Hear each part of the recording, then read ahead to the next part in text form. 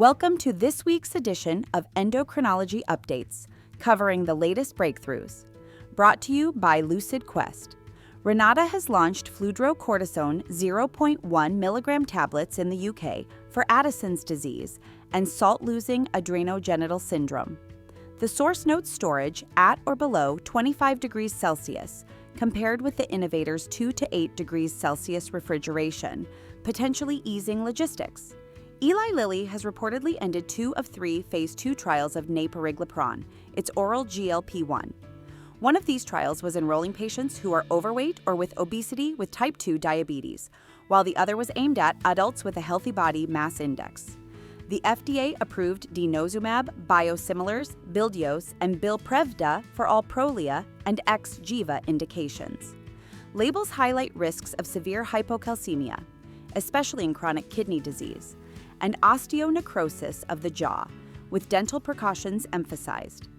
An Austrian-led multi-center cohort study that included 657 patients across Austria, Germany, and Switzerland found that early 75-gram oral glucose tolerance test glucose values, fasting 60 and 120 minutes, predicted later gestational diabetes and the need for insulin.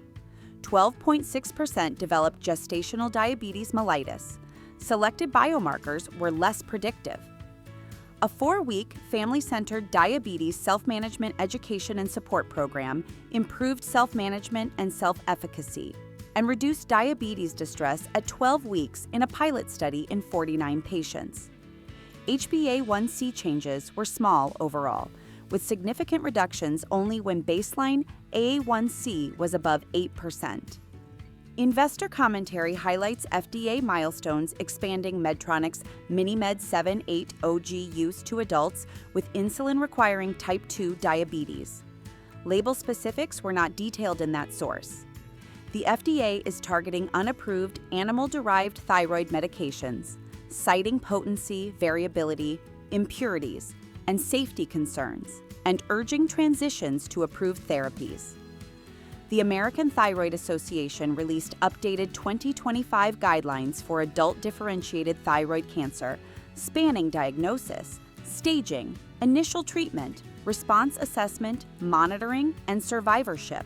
AbbVie is running a randomized, triple-masked, phase 2/3 comparing Armour Thyroid with levothyroxine in primary hypothyroidism, focusing on dose conversion, efficacy, and safety. The study began on the 27th of March 2024 and was last updated on the 13th of August 2025.